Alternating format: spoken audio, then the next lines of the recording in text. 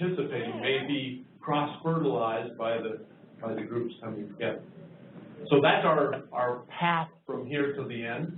We'll try to do this expeditiously as well, because we do have in an hour and a half an event which you are all invited to participate in. You'll hear more about that for those of you who don't know what I'm talking about right now, but there is an event to follow, and we'll have that opportunity to debrief and socialize and all the rest at the end. So let me start out with the leaders, and a quick review of the leadership, and they're arrayed before you in order. So if you're still trying to connect names with people, starting with John at this end and John at that end, that was helpful, wasn't it? John Hunter at that end, John Chapman at this end. We have the groups ordered, and therefore the first group were focused on policy. The second group were focused on enforcement, and the third group were focused on operations, and we'll have those reviews. But let me quickly describe the backgrounds of our moderators. John Hunter is currently the Director of Spectrum Policy at T-Mobile. Prior to this effort, John spent 4 years on a tour in government, and it truly was a tour. He spent time at NTIA, at DOD, and at DEA. He is also heavily involved in clearing the AWS-1 spectrum, working with T-Mobile. John has 15 years in the industry and has worked in a wide variety of engineering and leadership capacities. So he's well-versed and well-appointed to join our effort today. Working with him as co-moderator for the policy effort was we got too many Johns. Howard McDonald and John, I'm going to keep going with John. Howard McDonald. We can all be John. I actually know really well for about 10 years. Joined the Defense Spectrum Organization 5 years ago, and he does have 20 years of experience in supporting DOD as a contractor. He's currently the branch chief for the Advanced Access Branch, responsible for evaluating emerging technologies to identify their impact on the DoD and its operations. His current focus is on dynamic spectrum access, which seems to have some value here, and that focus on policy-based spectrum management. So again, a terrific background for Howard with this group. But Dale Hatfield, Dale has already been introduced to us today, but Dale is amazing, is the general way of introducing Dale. But he is senior fellow at the Silicon Flatiron Center for Law, Technology, and Entrepreneurship, and an adjunct professor at University of Colorado. But he's so many more things, as you heard this morning. His involvement in all aspects of spectrum-oriented and wireless and general-oriented activities within the government is now legendary. Besides all that, he's a great guy and a good friend. Next, Tom Zbrowski. Tom is a senior engineering advisor with Wiley Rain LLP. He has been involved in the law firm for some time, providing technical advice and guidance for a variety of clients. He also sits on the Commerce Spectrum Management Advisory Council along with Dale and I, and is a very, very well-written, well-spoken individual, having observed this and experienced it within the context of CSMAC, but also in other areas. Peter Stanford is the CTO and co-founder of Spectrum Bridge. He's responsible for managing intellectual property development and all aspects of product development and operations at Spectrum Bridge. He's been involved in a number of organizations. Prior to that, he was co-founder of and CTO of Mesh Networks.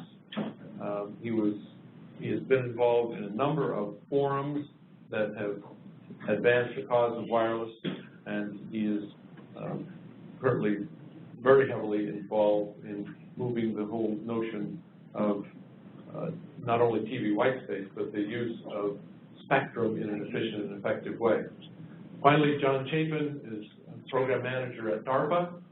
He is well known for his efforts around radio map and more recently his work within the context of radar, and he is moving this whole area forward.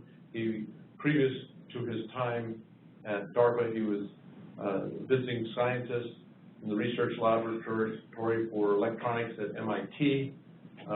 He has had numerous engagements in this whole field, and in particular was the Chief Technology Officer for Banu as part of its inception. So that's an abbreviated version of the backgrounds and biographies of our team. And with that, let me turn it over to our first of our working groups. And John and Howard, I'm not sure how you have coordinated your output, but please take over and tell us what your group covered, and in particular what your proposals for the group as to our actionable research proposals for us to pursue. Well, it was an interesting discussion, of course. A lot of passion on a number of fronts as people express their views as to the value of monitoring the spectrum environment and how that can inform policy decisions on a number of levels. I think, I started off, talking to the folks about, this monitoring is more of a kind of a trust but verify type approach.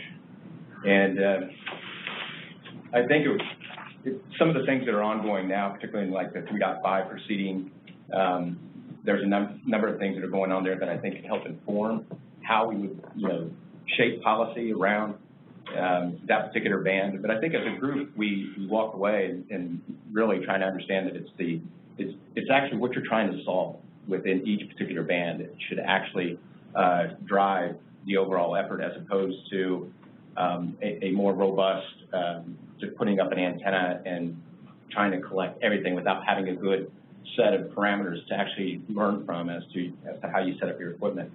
So with that in mind, we wanted to keep the discussion band agnostic, but I think you do have to be grounded in the fact that it's the incumbent systems that are going to actually drive any meaningful information that you're going to get out of that.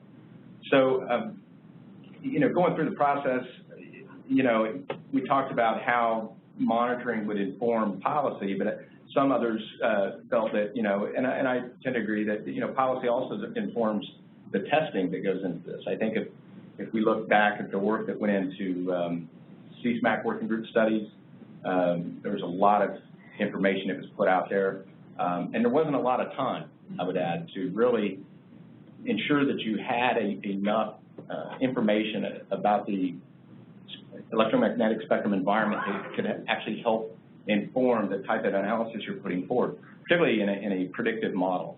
I know that a big debate that we had during those discussions was around clutter, introducing clutter into the model, talking about terrain, things of that nature, and where I think monitoring would really help that process is if you actually collect the empirical data and you start to realize it and then compare it with the predicted model and you see the differences, it can really inform the process.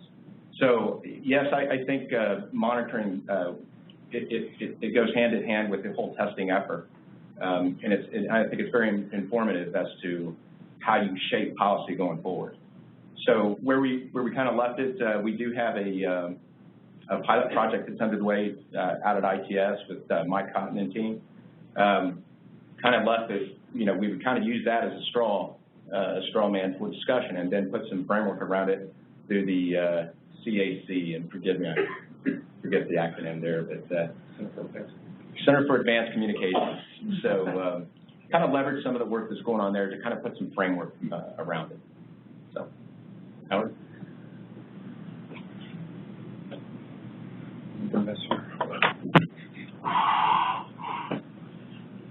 So I'll add a little bit of what John described with this framework. What we talked about was this concept of a forum, and we really didn't get to what that forum would be, the scope, the charter, who the members would be. But I think we're going to ask the Wizard SSG to discuss that concept of a forum a little more. using the 3.5 gigahertz pilot that Mike Cotton is working on as the beginnings of some broader set of monitoring ideas, if you will, because to pile on what someone said this morning, monitoring without a context would be difficult. So you need a specific policy decision question in front of you and an analysis to help inform that policy decision. And the monitoring is a piece of building that technical basis as part of the analysis to make those policy decisions. Then the last thing is the Center for Advanced Communications, and we think that organization should be leveraged to do things like what are some monitoring best practices that could be shared amongst the monitoring community, if you will. We use the term certification. That was a four-letter word for some folks in the room. But some way to benchmark monitoring capabilities from the perspective of doing monitoring that has some acceptable validity to.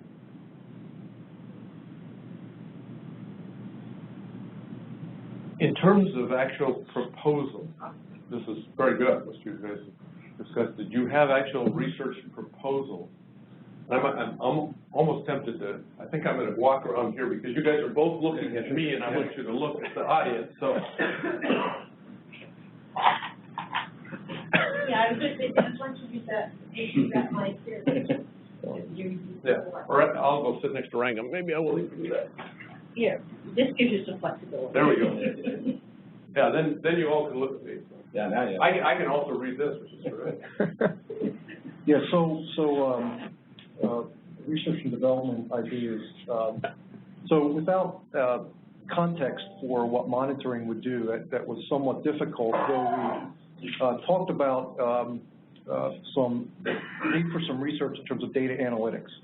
If, say, we're going to be monitoring spectrum over a long period of time over a large geographic area, now how much data would that generate? So we need some additional research in the area of how do we reduce that data into something that policymakers would be able to understand and take action on. Yeah, I would just add, I think it's, it's really trying to shape the effort, right? If you're trying to take on too many projects, and I think you can get a lot of information coming at you without really solving what you're trying to put forward, which is a framework to leveraging monitoring capability to inform policy. Some of the projects we talked about were, one of them was yours, out in Chicago. We talked about the Dr. Chapman with DARPA and the radio map project. All of those are very good efforts that have their place. But I think with respect to trying to answer a specific policy issue that you're trying to solve, we thought it would be best to focus on a single effort at this particular point in time, but then kind of ground it within the CAC to put a framework around it. So. Yeah. Okay, so that would be your sort of your one encapsulated recommendation. And yes, from an action standpoint. Yes, the action part there that we took away is we're going to leverage the pilot on 3.5 that ITS is working on, and then we'll add more structure, I think, to the overall framework as we learn more through the Centers of Advanced Communication. Okay, very good. Well, actually, I was going to let everyone go through, but if there are clarifying questions on what's been said, we'll do clarifying questions now, but I do want to solicit your active participation in generating the actionable research items. But if there are clarifying questions, this would be a good time to ask them for the policy group. Any clarifying questions?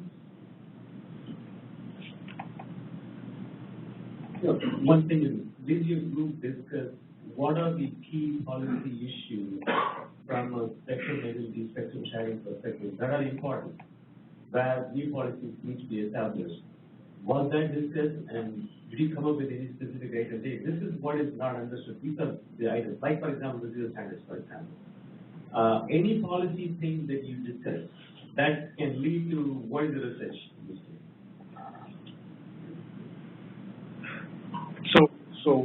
issues that we discussed include quantifying spectrum occupancy,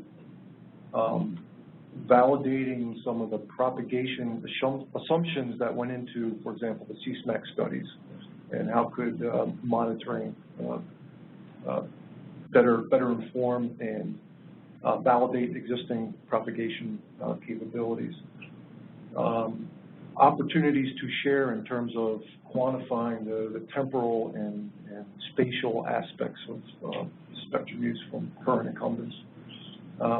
Unfortunately, we didn't get the chance to translate those into specific actionable, other than the data analytics piece for the long term. Good. I will point out, and I would point out the obvious, we are capturing in front of you what we're hearing, and as you observe, since none of us are perfect at this, if you observe something, no, that's not really what was meant by that last statement, please call that out too as we go, so we'll capture this. Although we do have a complete recording of the session as well, so every word that you say will be recorded. I'm curious, you bringing up propagation models. I said, you keep bringing up propagation models. There's a number of them out there, but a lot of those are well validated and well established now, and a lot of them provide for being able to insert empirical data to refine those models. Is that what you were discussing to do, or? Well, no, that was actually a very small subset of the discussion. I think, I mean, kind of where I was going to clarify the example that I gave there was more, you're absolutely right. I mean, we used well-known established models as part of the CSMAC working group process, but there are a number of things that you can incorporate into those models that the group just didn't have enough time to come to an agreement upon.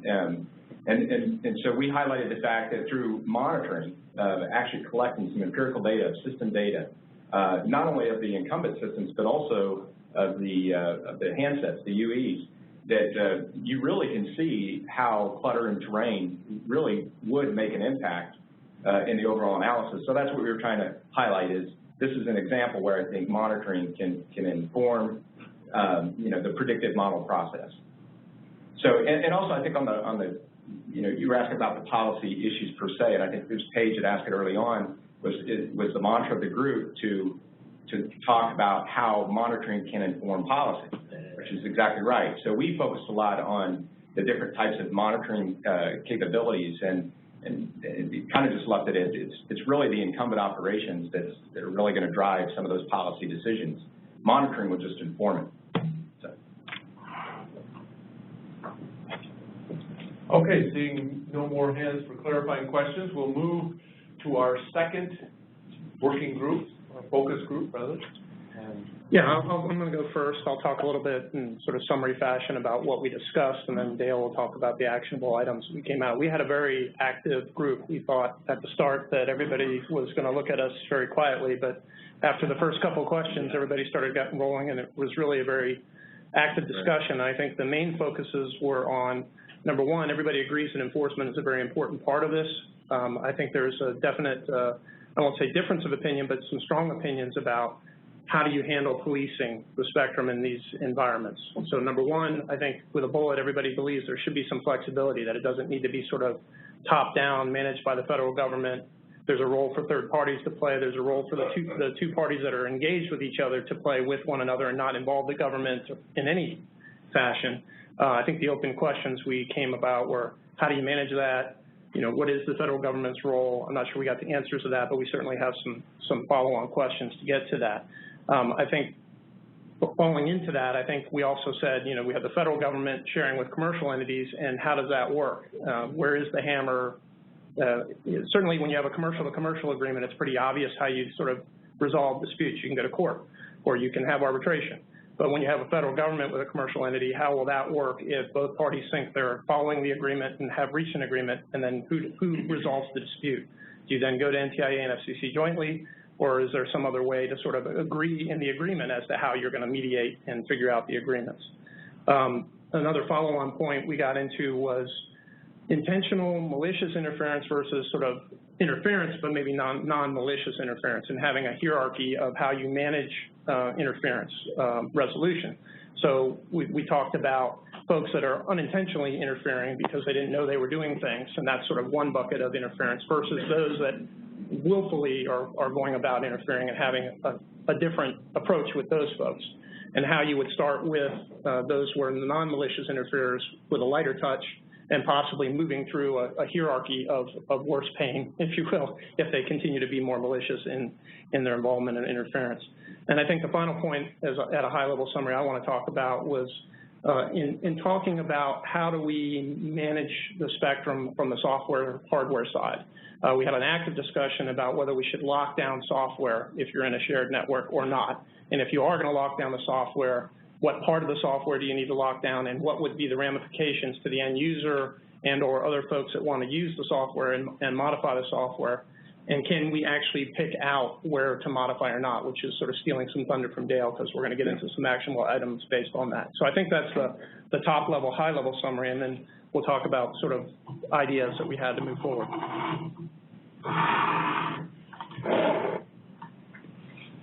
The last thing we did in the group was ask for suggestions for actionable items, and I'll talk about 4 here. That could probably be expanded some depending on how you break things down. I think there was pretty strong consensus that what Tom just mentioned, this software hardware hardening issue, seemed to get an awful lot of traction. That needs more research, and my impression was, as I said, that was pretty. I think it was pretty unanimous. I think so. That's what Tom and I sat out here and we said, let's put them in order, and that only reflects our order. But that was one of the specific items, research items that we talked about. The second is going to be, I think, surprising.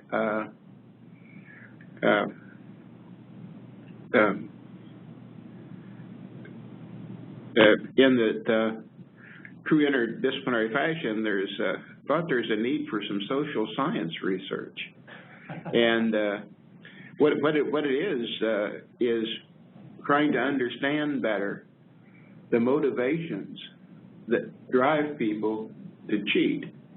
In other words, to hack their device or whatever. And if you understood some of those motivations better, the thought you would be in a better position to be able to figure out how to ameliorate those. So looking then again, how can we figure out ways of motivating or demotivating people in terms of their willingness to play by the spectrum rules? And part of this was driven by just a discussion, with a lot of discussion, but we felt like there wasn't really much hard information, that we all sort of had opinions and but there was not much in the way of hard data. So that was another one of our recommendations, would be to undertake some sort of a research project, truly interdisciplinary, looking at those types of issues. The third is one that's sort of dear to my heart, is the going further in terms of the in the direction of crowdsourcing, and particularly where devices on sort of a secondary basis are able to gather information that can be used on the enforcement side. We have so many smart devices out there, millions of them, that have all kinds of capabilities. The Commission has demonstrated through its speed test program, for example, that you can do things crowdsourced or sort of basis there. So the idea would be that there would be some research to try to extend that idea a little bit further, put a little bit of meat around it, so it could be something the Commission then could perhaps actually implement through rules. The fourth one, who is it? Oh gosh, he's copyrighted, I think, or trademarked it. Shockey, he has this thing. The answer is money. What's the question? And there was a discussion about gee, we really think that monitoring can play, should play, and so forth, a really critical role. But where is the funding? Where's the funding going to come to it? Now, it maybe you could probably question whether that's really the type of recommendation you're looking for.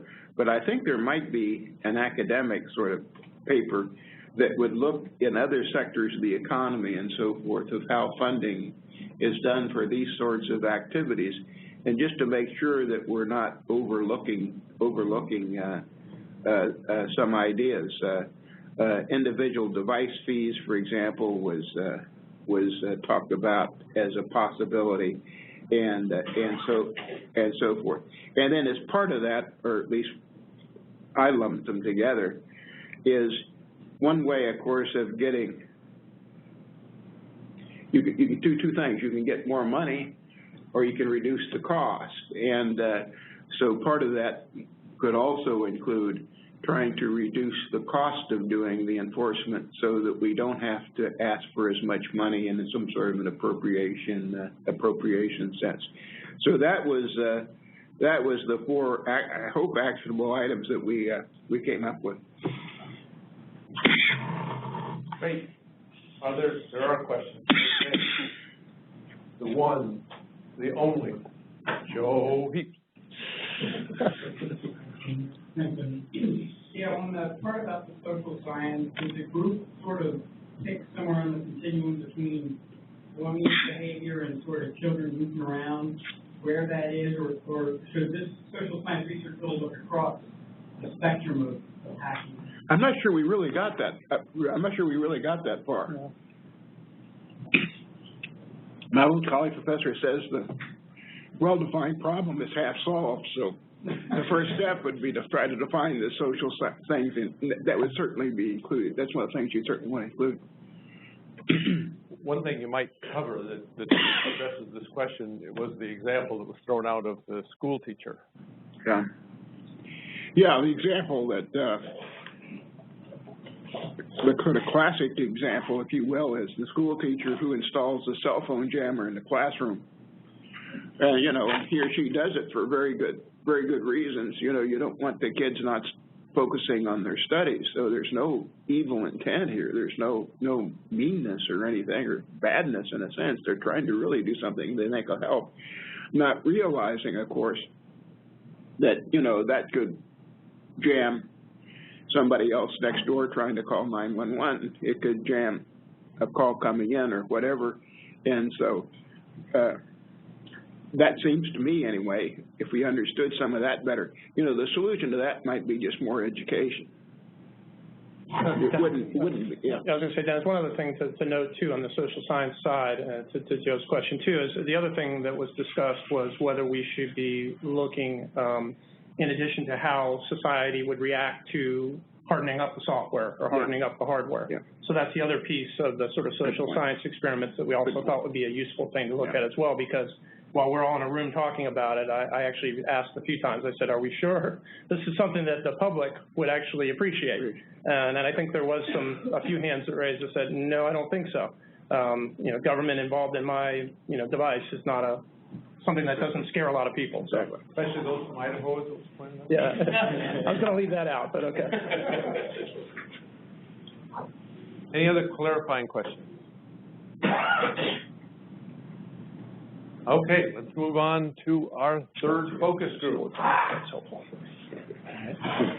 So I was thinking I would project this, but it seems like it's being fairly useful for the notes to be taken in real time here. So I think I'll do this verbally. And but there is a 20-slide briefing which has been emailed to you, Dennis, and to Wendy. So it is my hope that you will get the additional information out of that and not limit yourself simply to what is conveyed verbally right now. We should have had a dual screen, I guess. Yes, but all right, the first thing, this is actually a small point, but one that popped up a couple of times. It's literally just terminology. We had some people stand up and say there's going to be, when we talk about implementing spectrum monitoring and deploying spectrum monitoring, the word monitoring conveys all sorts of meanings that create a great deal of privacy and public interest concerns. And I raised my hand and said, well, we had this debate a year and a half ago related to the DARPA program, and our PR folks came back and said, call it spectrum characterization, not spectrum monitoring, and you will avoid that problem. So perhaps we as a community would like to start using that term. I will donate it if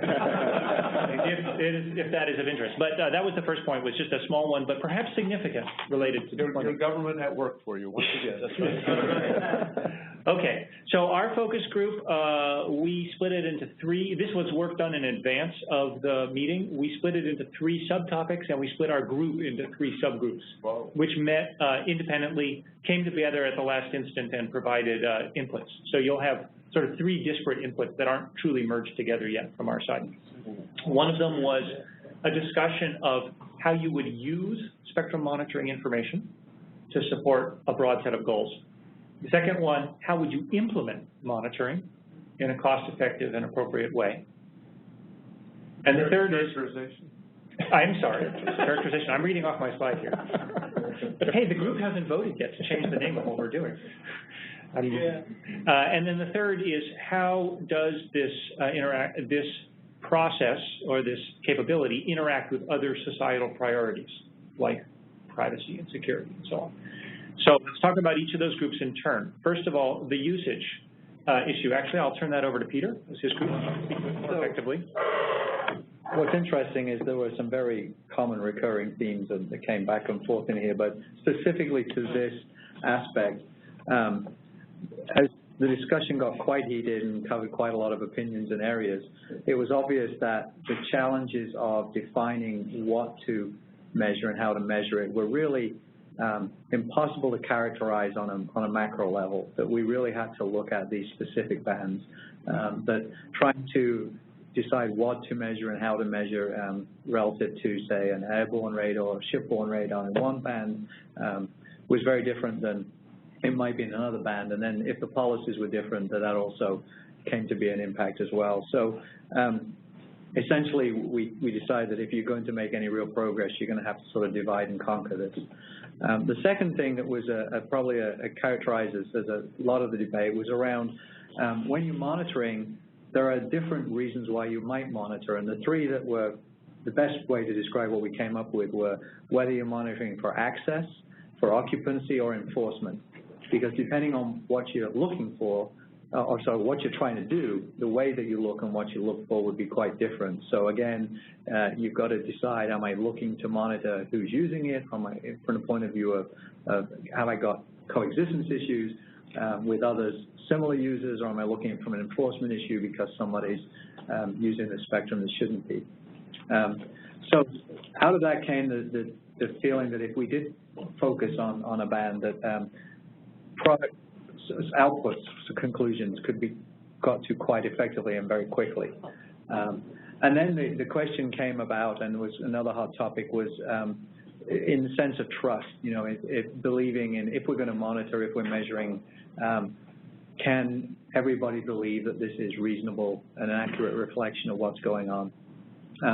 And as a subset of that, and actually it ties a little bit to what Dale and Cole were talking about, was this notion that if you start with the assumption that I don't know you, therefore I don't trust you, and therefore I'm going to tell you very little, and if you earn my trust, then I'll tell you more and let you know more. And we didn't get into a lot of detail about how you might earn trust, but the notion that somebody might be more trustworthy and therefore be helped more or be given more information was one of the keys there. And then the last piece of it was what we call data availability, which again wraps back into everything else, which is if you're collecting this data, who should have access to it, who shouldn't have access to it, and the frustration is the notion that, you know, a lot of times the data is available in one source and not another. I won't mention names, but it was, you know, brought up that the Navy won't tell us when the fleet's leaving Norfolk, but the local newspaper will tell you 3 days in advance, right? So, to play the innocent, you know, I won't take credit for that, but that was sort of a sense of, you know, sometimes we know these things and yet we're not supposed to know, and if we're going to go and do measurements, then we're going to know more. But, you know, whether we should know in the first place or not is something that wasn't really resolved, and I think comes down more to a policy issue than it does a technical issue. Okay. Second subgroup was implementation. That's the one that I chaired. We focused on the following question: which problem is critical and will not be solved without federal R&D investment? Everybody went around the table. We had a lot of ideas, and then we grouped them together. We came up with 3 broad themes. The root theme is how to measure better.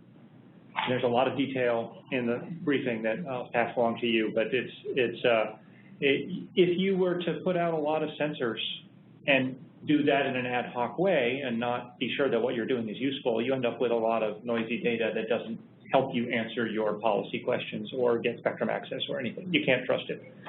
So research on how to measure better. That's the root. And then 2 derived things that depend on what comes out of that, but could be carried out in parallel.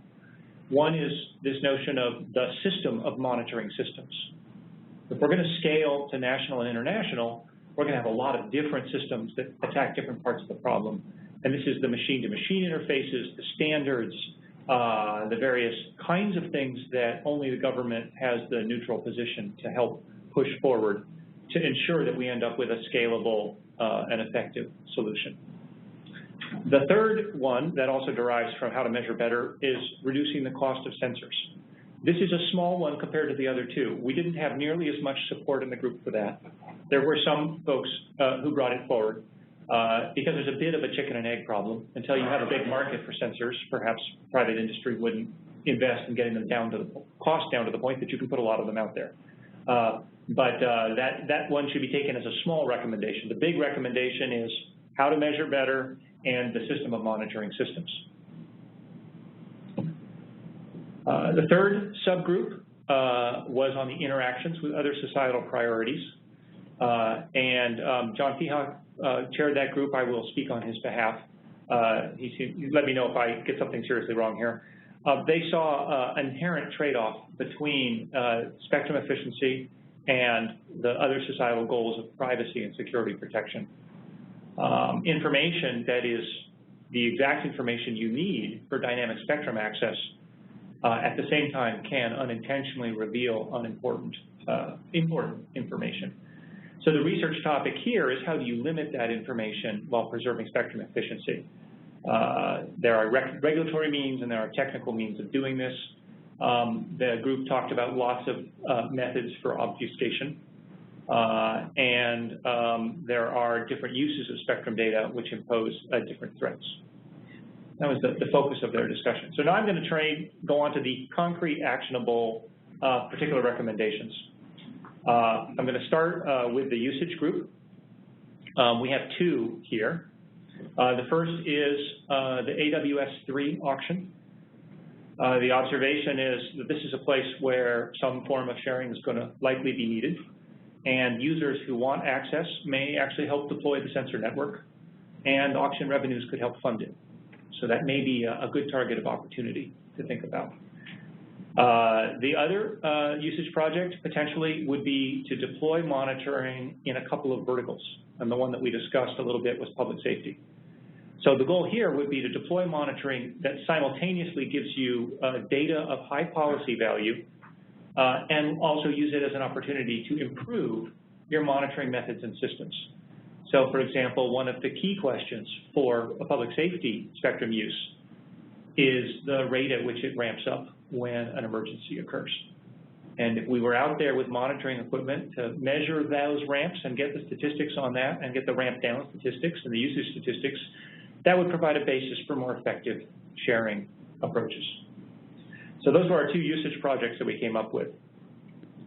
On implementation, we have a little bit longer of a list, so I won't read the whole thing.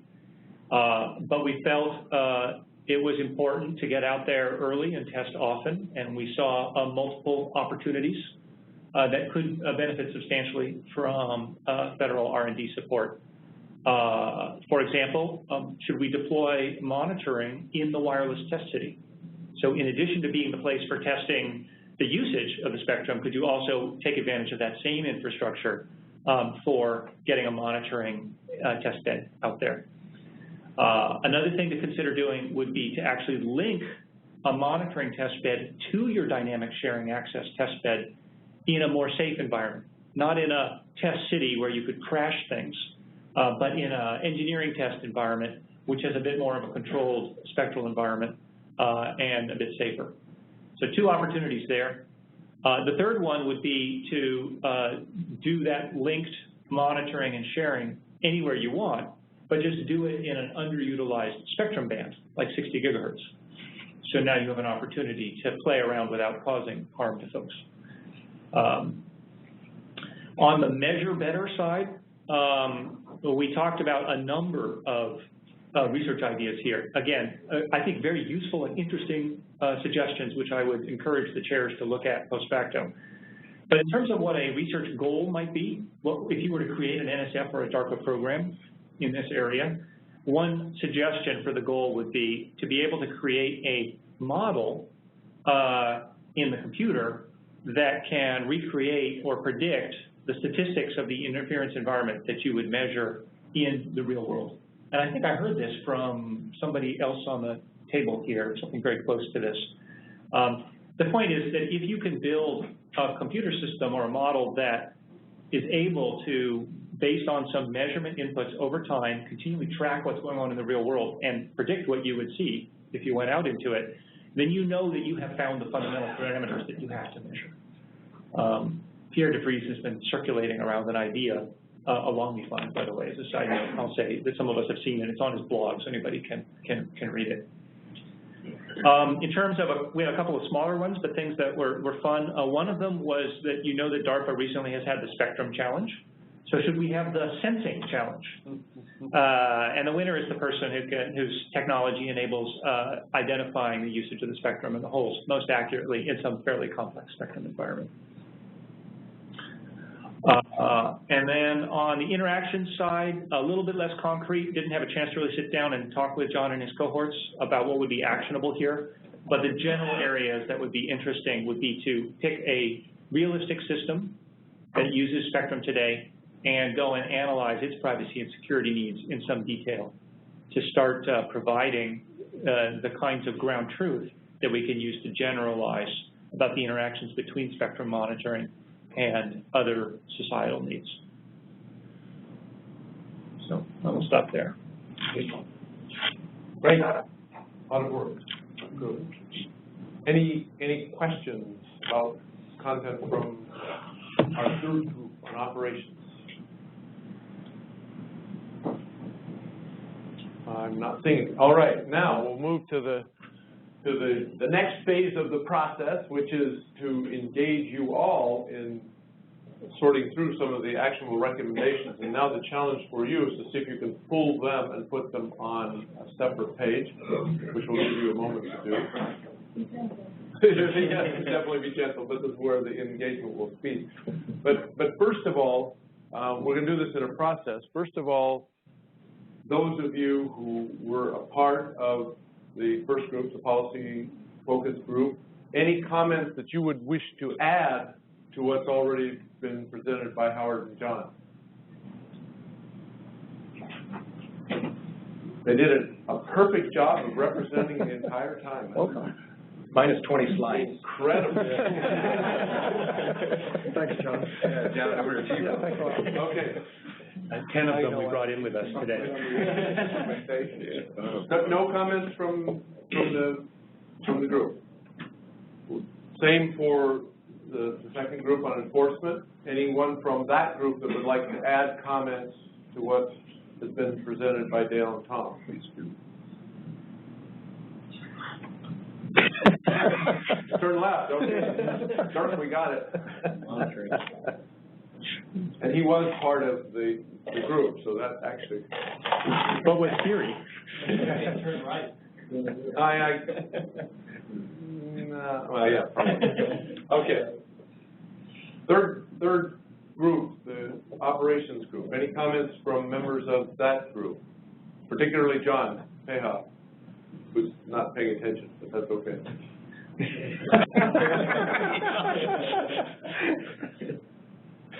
You didn't appreciate this, John.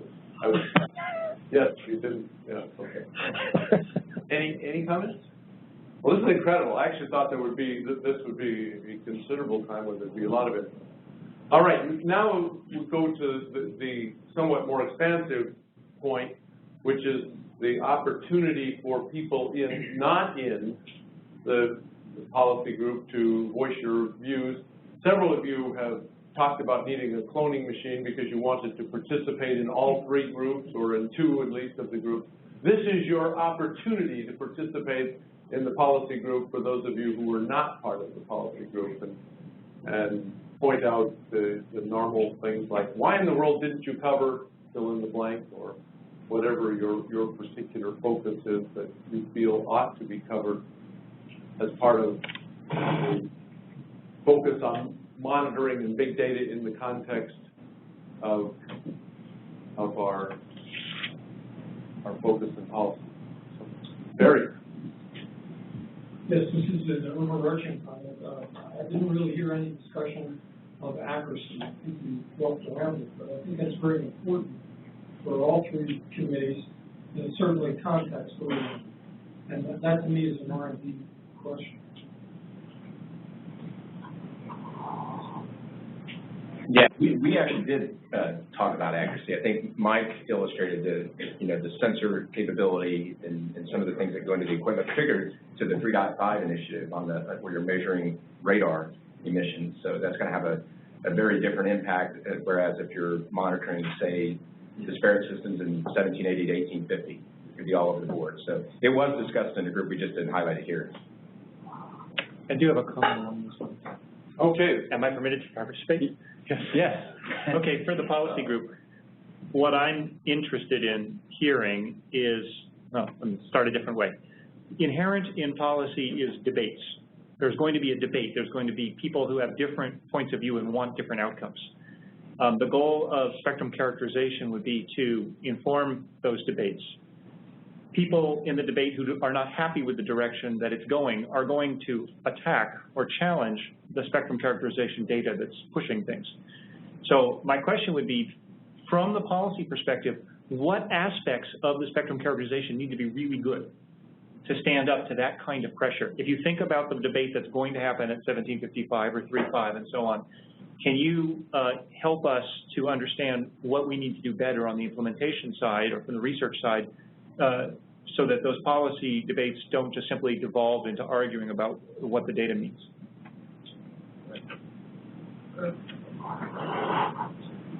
I'll answer that question at a macro level, which is and a micro level. The idea of creating best practices from the Center for Advanced Communications is a step to start addressing that. At a micro level, we didn't talk about this. This is my own personal opinion. I think monitoring in the absence of context may drive a lot of those give and takes and arguments over what the data is actually telling you.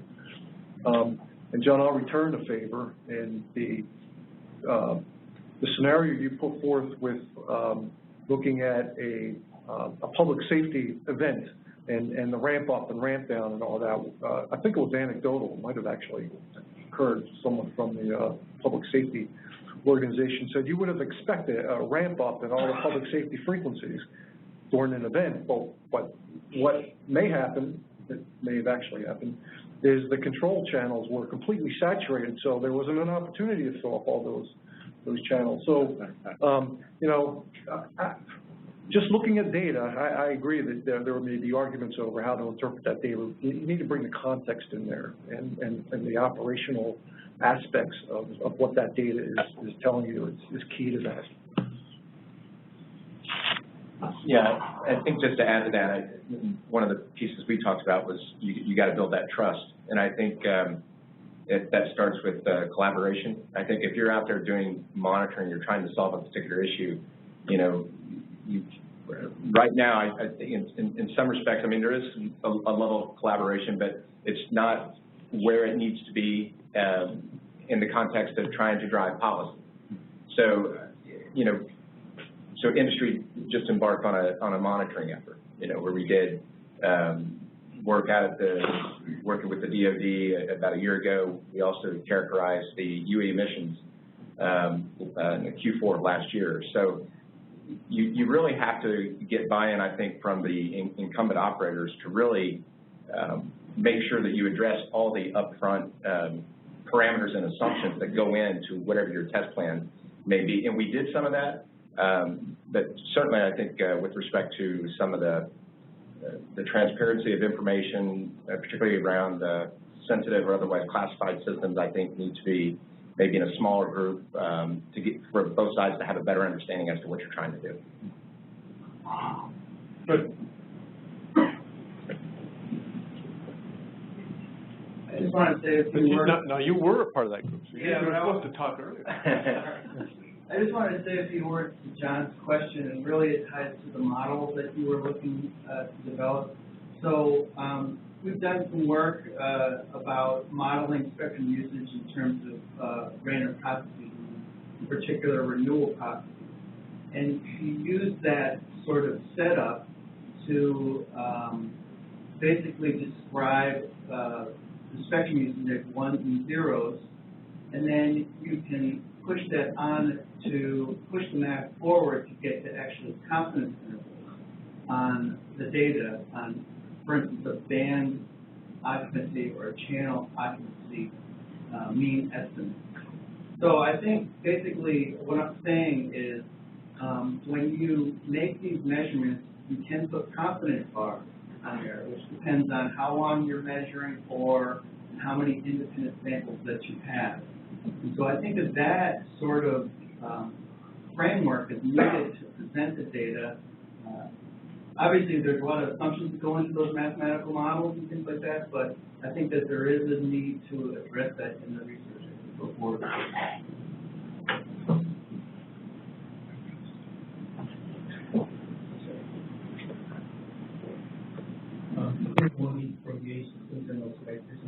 So you've been having this debate in Tennessee for a long time, and it's really nice to show you people in the room supporting Tennessee and monitoring. One of the things that could be, one thing that I'm having is how can we make this a really commercial success, this whole sensing system, But just like the Internet of Things, and we had some discussion in our group. Just as, like, for example, if I put a solar panel on my house and I put the energy back into the system, the grid, and the grid pays me. Same as I invest in a sensor for a $2,000 sensor on the top of my house and destroy my roof and it looks ugly and reduce the property value. When I get this whole sensing information and put it back into the grid, can I get some money out of it? And how can you make it a commercial success so that every house all over the U.S. and all over the world into a sensor and give us this information? So I want to understand that on how that can be made possible. And whether it's going to just a government release system or it's going to be government commercial. So maybe some of you can talk about it. I'm not sure whether that's which one of the groups that really was. Well, yeah, I'm not sure about a group. I can say in the enforcement discussion, we did talk a little bit about that sort of incentive approach. And one of the thoughts was by having those that use the network and are good actors getting, whether it's a grant or some sort of incentive for either providing secondary data, noise floor measurements, that error rates that they're seeing on the network, and by providing that and or identifying bad actors on the network, there could be some incentives brought that way, and that was one way we were looking at it, in terms of enforcement of ways of bringing some financial payouts to folks. We brought up the word bounty, but everybody decided bounty was the wrong approach, wrong word.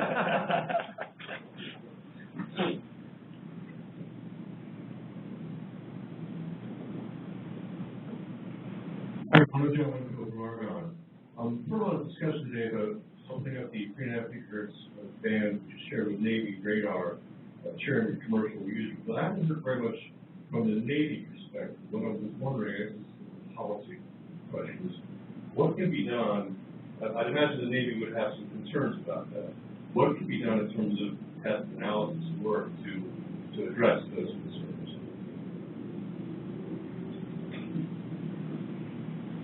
Howard, I think that was for you. You're now in the Navy.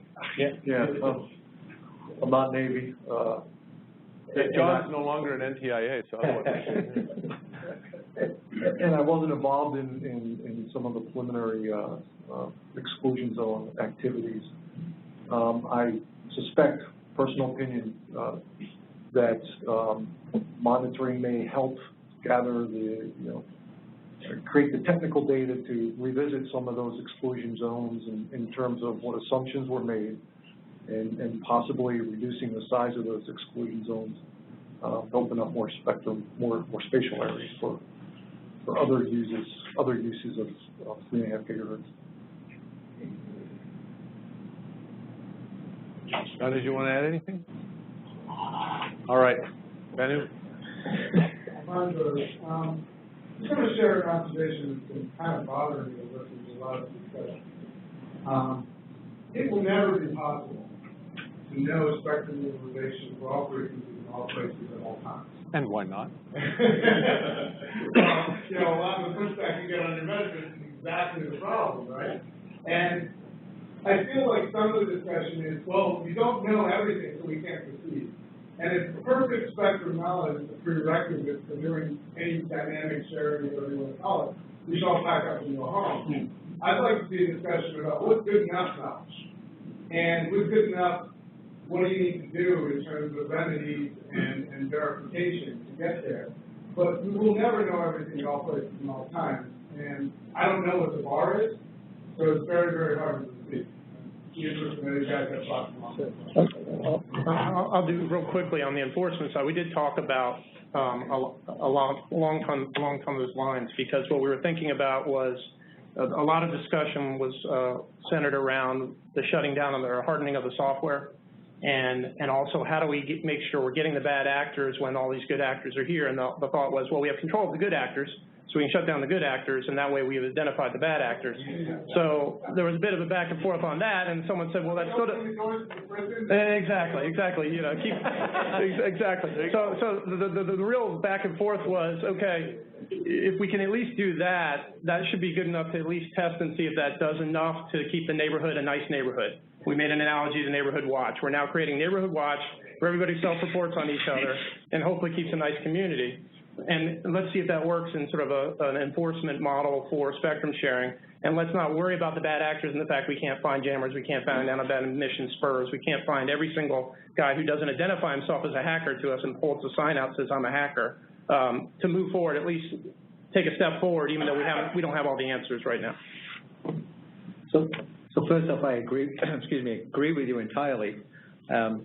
We've got to earn the trust of those incumbents. I mean, a brief story about TV white space. When I first went and did something, the broadcaster stood up and they put up a big black and white slide of two trains that are smashed into each other and said, you let these people do this and this is what will happen. Right?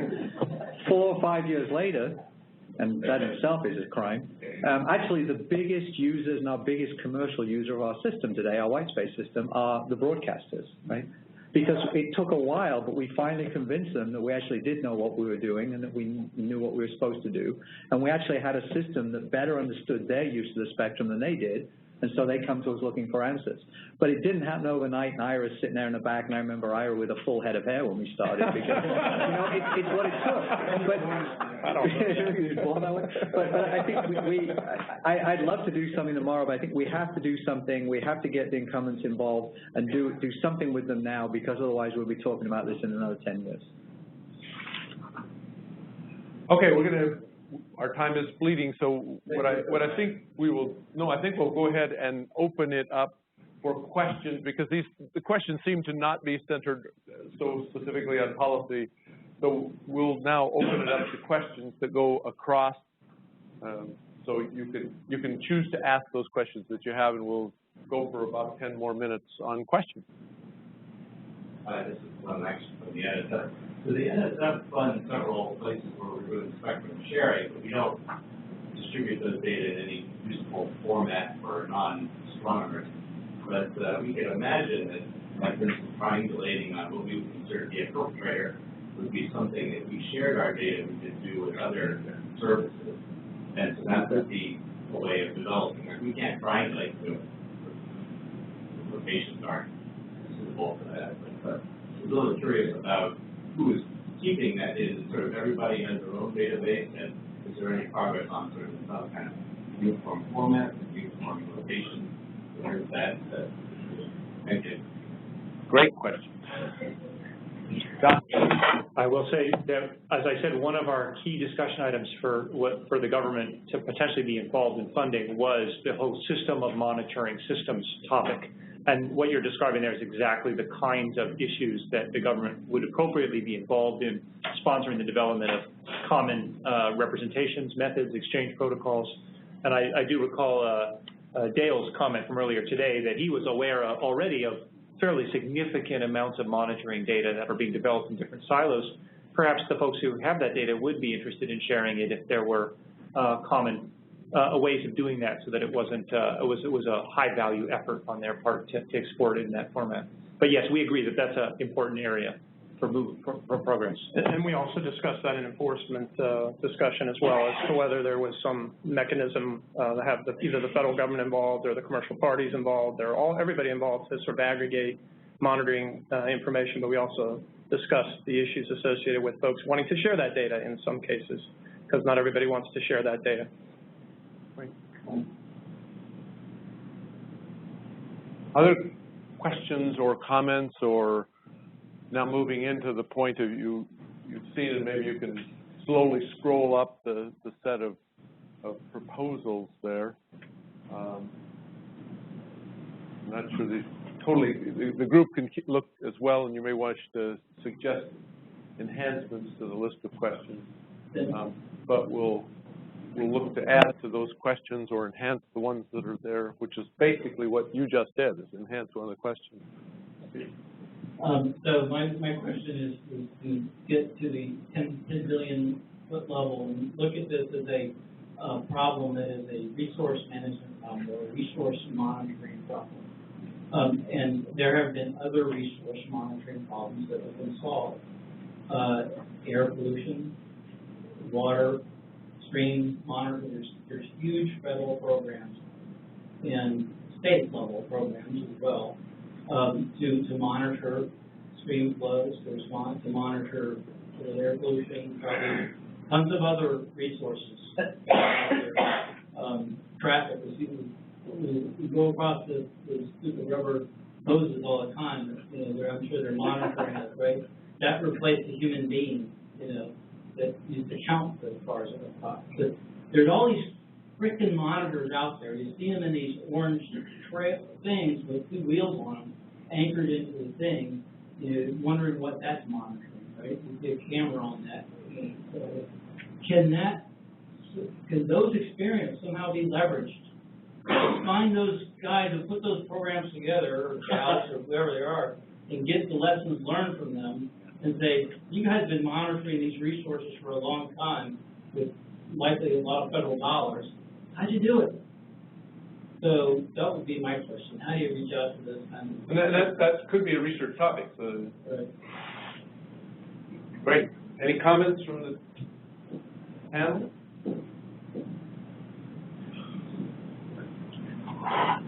So I think, to repeat what someone said, half the solution is defining the problem.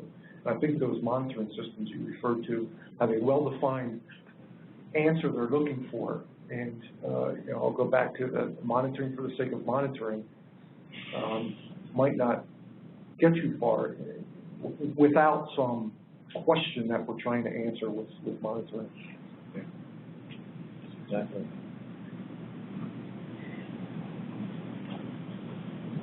I think one of the things we talked about is from a spectrum usage measurement, classical and unclassical. And what are the policies that need to be associated with handling data, how you store the data, how you share the data. I think that's a huge thing which is really not understood. That seems to be a necessity for doing it, but then how it is to be done. I don't know if there was discussion here, agreements, any recommendations on how you go about it. Yes, again, we did discuss that in the implementation group. Questions like how long should you retain the data? That's a research question. How much obfuscation do you do on the data before you store it? Is it spatial or temporal? Is it averaging or de-identification? There's a lot of things that come into that. We didn't have any answers, but it seemed clear that that was a critical question area. Yes. So it's a key research topic we need to make sure. It goes in the interaction section. Yeah. Good. One other comment about monitoring is, I work with an agency where if you went and monitored my spectrum usage, it might be one day on 365, but we would actually be up on a particular channel in a particular area. So there would be a conclusion drawn from that I don't need that I need it when I need it, and there's no other substitute for that when you're an enforcement agency. So you have to keep channel use and the public user mission in context with what you measure.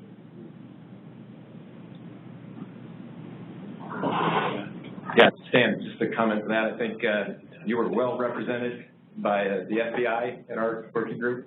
So they made that very point, and I think it's a valid one. You certainly need to look at operational missions and how that spectrum is utilized from the onset.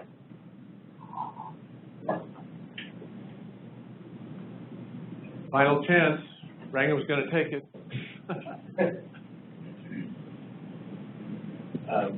I'm guessing this must have come in the discussion over here.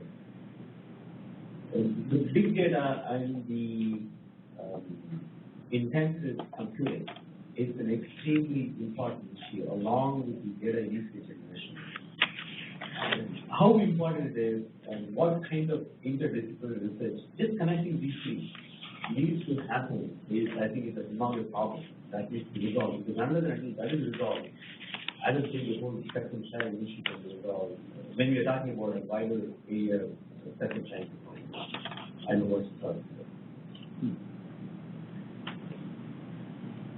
I guess we'll take it again. Our group discussed about that in terms of the total cost of ownership. So it's not just the sensor head, it's the data reduction, the FFT or whatever that sits right behind that sucks down a gigabyte of data per second and does something with it. It's the storage, it's the processing, it's the people, it's the deployment and the maintenance. The total cost of ownership is what you have to focus on, getting into something that is in line with the benefits that are provided to the nation from the sensor net. I think the enforcement group had a conversation. Yeah, we also did an enforcement, and I think in addition to sort of the equipment costs, we also talked a lot about the personnel costs, because if you have an enforcement issue, you can do as much automation as you want to, but at some point you're probably going to have boots on the ground to actually go stop people from doing things. So there's a person cost in terms of actually shutting down issues at some point. Okay. Not seeing any more hands raised, we'll move into the lightning round to close.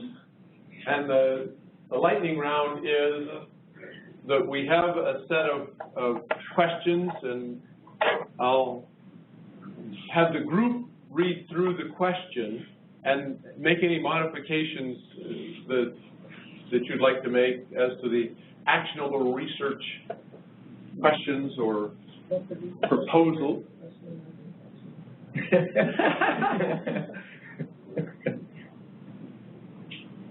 And please, the whole audience, take a look at what's there, because what we're going to do at the end is to actually rate these by the time-honored raising of the hands. So obviously give us a straw vote, not a final, but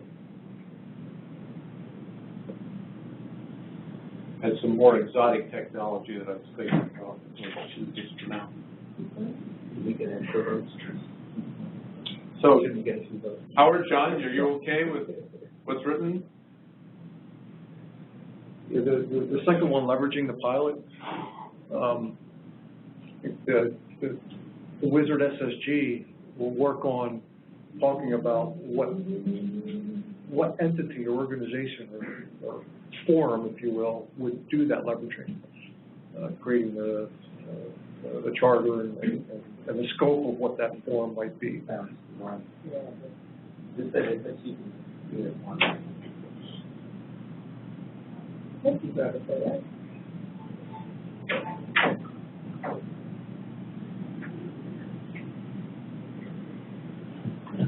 Howard, what about the data analytics as well?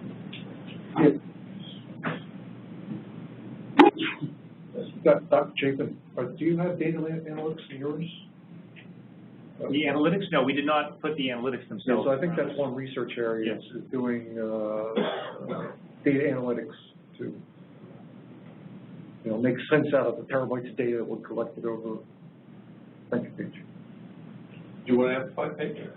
No, that's fine, I just want to make sure it was captured, I think it was captured with a little more detail of the.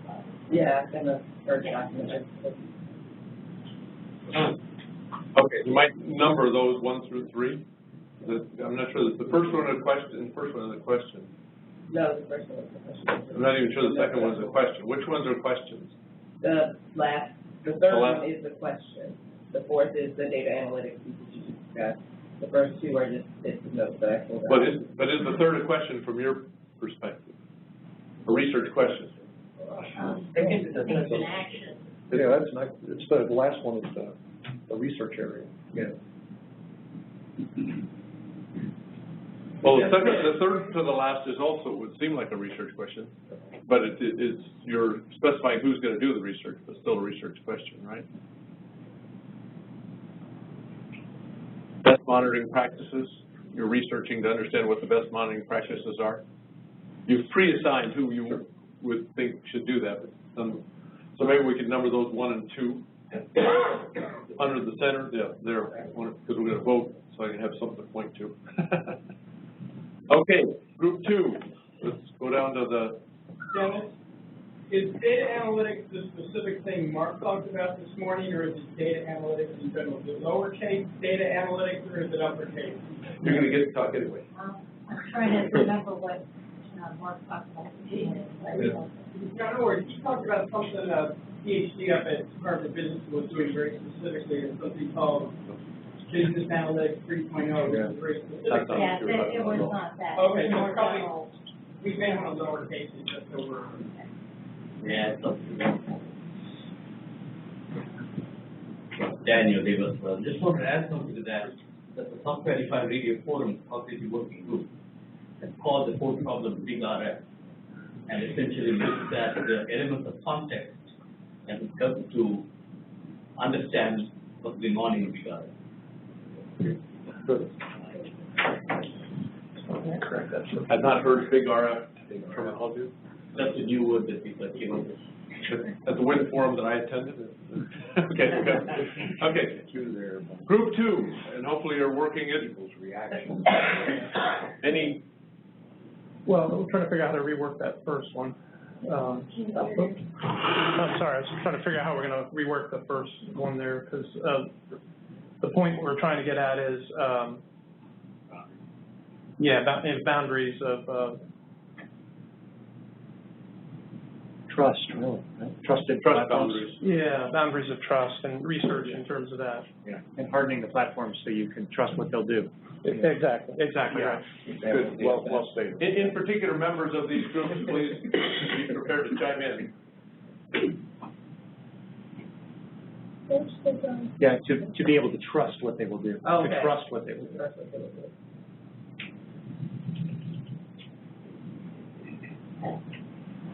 I guess an example of thinking about that is kind of the evolution of DFS in the context of the new paradigm that's coming out with, comes to mind as 802.11ac, and how you evolve that. I mean, obviously, DFS is not without its faults, but I think to the news point about how good is good enough, it's obviously a very successful platform in its own right, that we are seeing some challenges as we evolve that. If I understood Dale and their group appropriately, the real issue is that you don't want software hackers to be able to break into the devices too easily and change their behavior. So you wanted to have some high confidence that unless somebody with great resources attacks the platform, it will continue to behave in the way it was certified to do. And you don't want the boundary to be larger than necessary because you may hurt innovation. Yes. Right. A balancing. Yeah. And I think in the third one, we're really talking about secondary data collection from the devices itself. So the third question there. So get rid of the further in terms of, so how do we use crowdsourcing?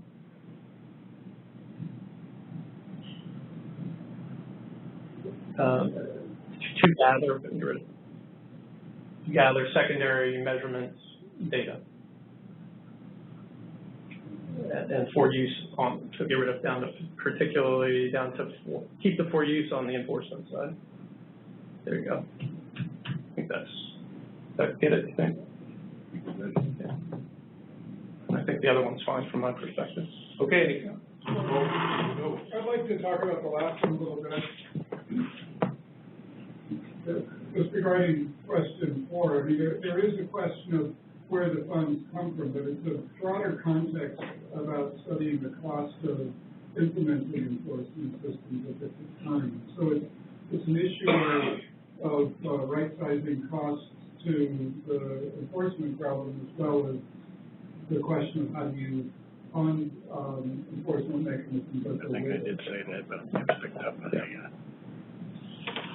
And I think this was something you said earlier, Dale, so we need to capture it. Yeah, we need to capture it there, I think. Both reducing the cost or providing the funding, those two have complementary. Or some combination of the two, yeah. Yeah, so reword it.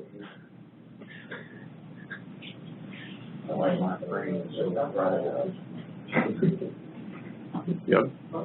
Yeah. Okay, go ahead. So, Martin. Recent question, I see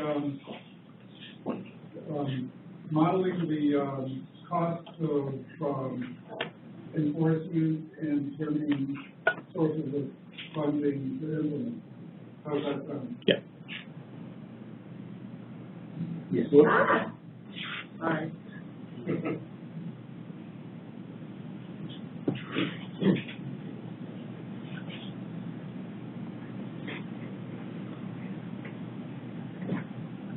Okay, great.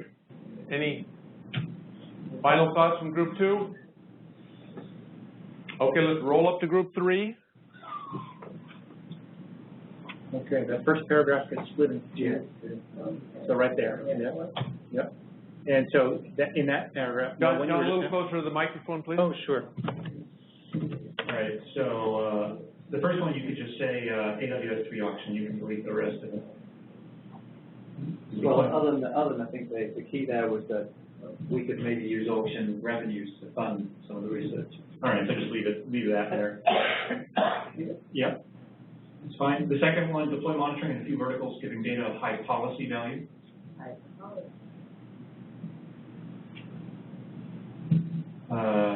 It's a question to Dennis. The next one really is, those are 3 detailed suggestions. I don't know if you would like us to split them apart for the voting or leave them.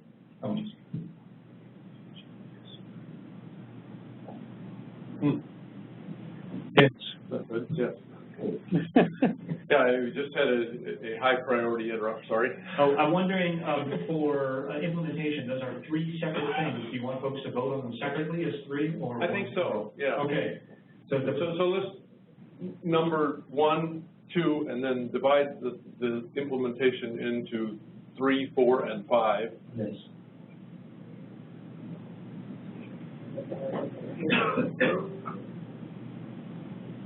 And we're saying at the semicolon.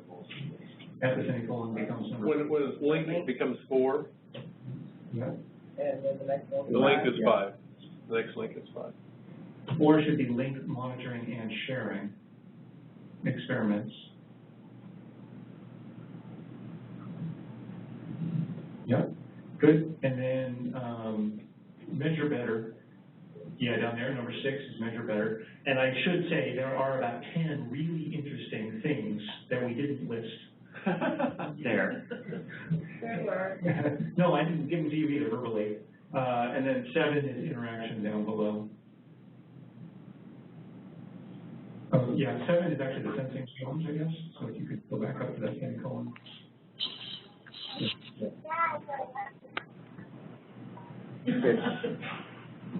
That'll work.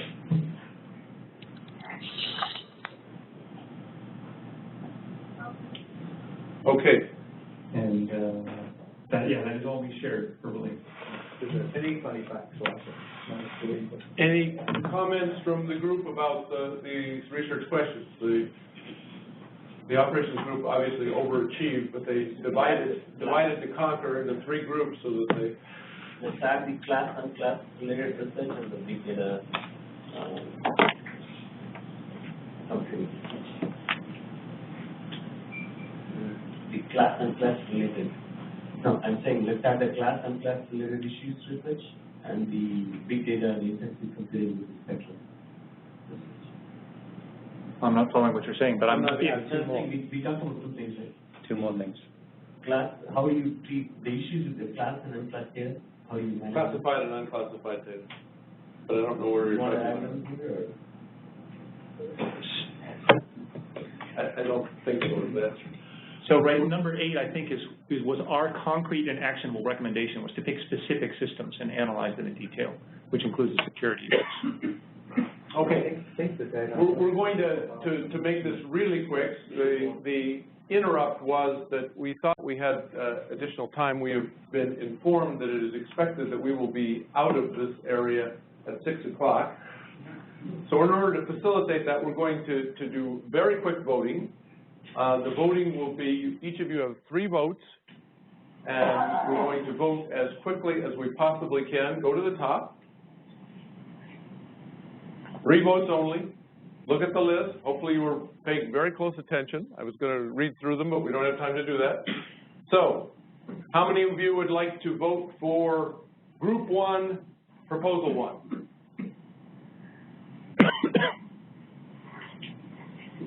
Two people. Okay. Put a 2 by that. Just a question. How do the votes then get, we're picking how many of these questions in the end? All of them?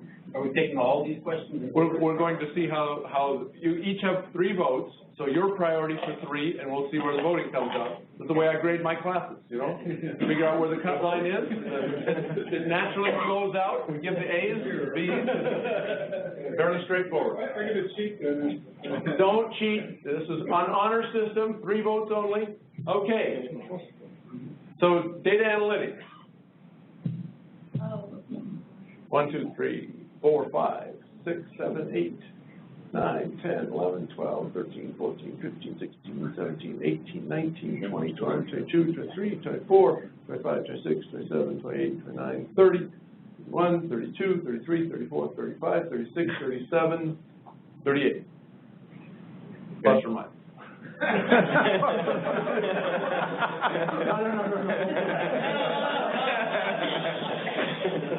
Okay.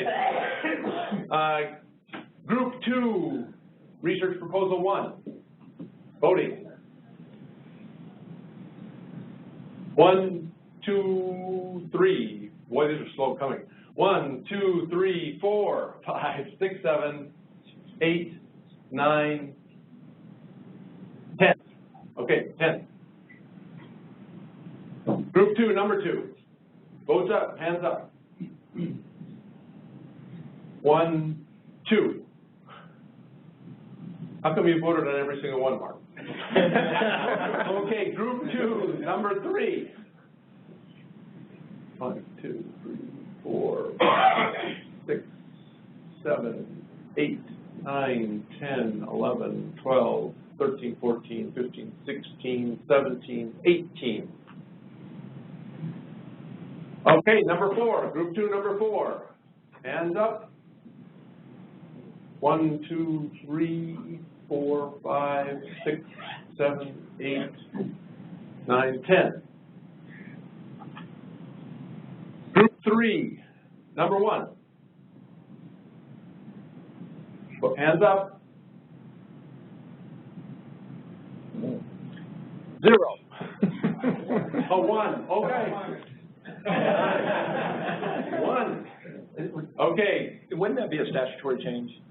Obviously, you're not going to be able to change. Group 3, number 2, votes, hands up. 1, 2, 3, 4. Okay, come on. Hands up, please. None. 1, 2, 3, 4, 5, 6, 7, 8, 9, 10, 11, 12, 13, 14, 15, 16, 16. Number 3, group 3, number 3, implementation, hands up. I'm learning to wait a little while. You guys are slow with it. 1, 2, 3, 4, 5, 6, 7, 8, 9, 10, 11, 12, 13, 14. Number 4, hands up. 1, 2, 3. Okay, 3. Number 5, link monitoring, sharing. Hands up. I am seeing no hands. You've already exhausted your votes. Okay, 0. Number 6. 1, 2, yeah. 1, 2, 3, 4, 5, 6, 7, 8, 9, 10, 11, 12, 13, 14, 15, 16, 17, 18, 19, 20, 21, 22, 23, 24. Okay, number 7, getting close to the end.